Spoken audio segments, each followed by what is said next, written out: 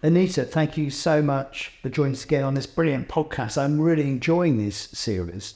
And we've got to the point where you're sort of really explaining now with the character in the book that you have, the Big Butt, where they actually find themselves a totally new perspective, having gone through what they've gone through in the book. I'm not going to give too much away. So from that point of view, what sort of...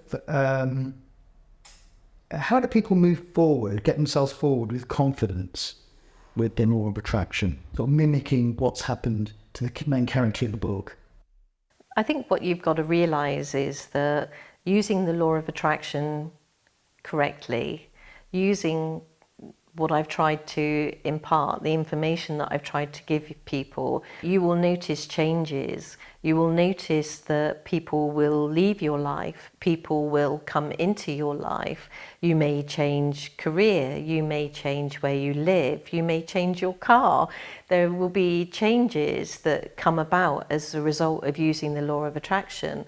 And for some people, it's easier to endure what you've always known than to embrace change, and that comes from a fear base. Sometimes it's easier the devil you know than the devil you don't. So there is that one thing. So with change, I think the key thing is to embrace that change and assume that it's for your higher good.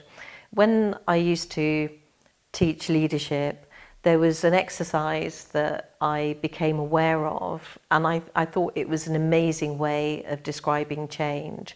You would get two people, so you would put the room into twos, and you would get one person would be the observer. They had to look at the person in front of them for 30 seconds, just taking a note of the way they looked. Then you would ask the observer to turn around, turn their back to the other person, and you would ask the person, the non-observer, to change one thing about their appearance. 99% of the time, they took off their glasses, they took off a tie, some would take off a shoe, they would take off a scarf. It was so rare that anybody would add anything to change their appearance. And that's the key takeaway, is the fact that we often see change as a loss of something, when in fact it could be an amazing addition to our lives. Oh, that's a very interesting perspective. I suppose it's really about the first steps, in a way, of making the change, and that how important is taking that first step.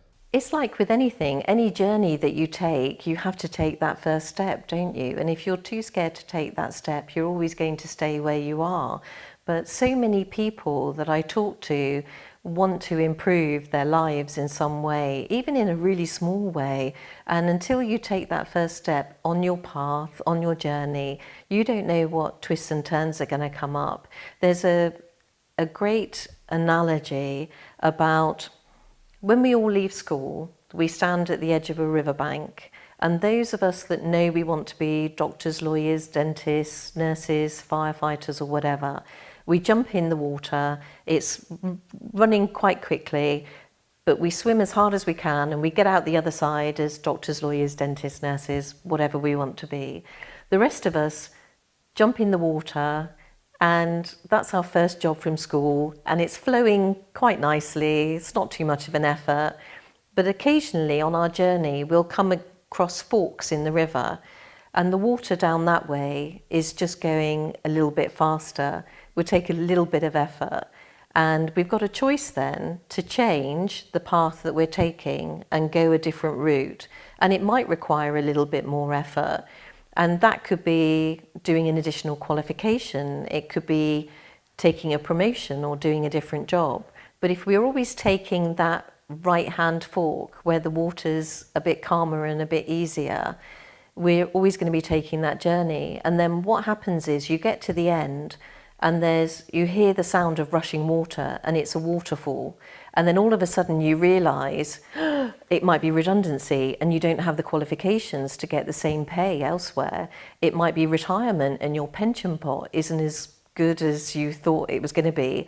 So then you start trying to swim backwards frantically, thinking there was a fork in the river back down there, perhaps that's something a bit better. But you'd miss that opportunity, you miss the chance.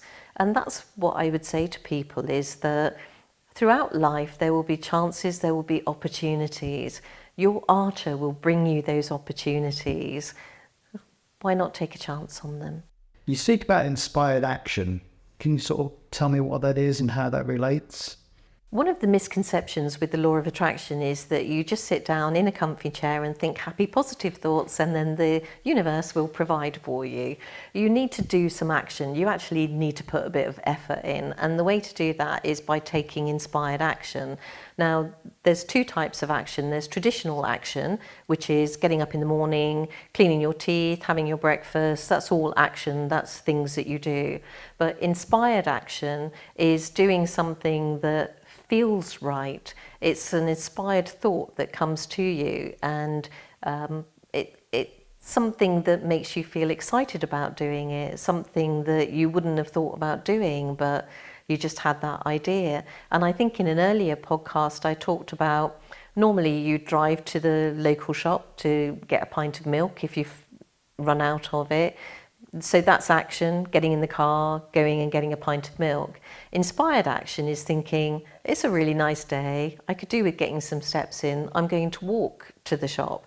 And that walk to the shop could introduce you to an old friend or a new person that you hadn't even thought about when you were cleaning your teeth and having your breakfast in the morning, could happen that day. So throughout the book, there's lots of different themes that people can pick up on, and quite a few key elements we spoke about, quite a few of them in this series of podcasts so far. If somebody was going to sort of say, Anita, what is the most important thing that you could take away from the book? What would you say that is? The world without is created by the world within. That is a key thing. Your thoughts create. If you remember in a previous podcast, we talked about cause and effect. You have the cause is a thought and the effect is the outcome. So cause and effect, your thoughts are so powerful and so important, and they are creating your reality constantly, all the time.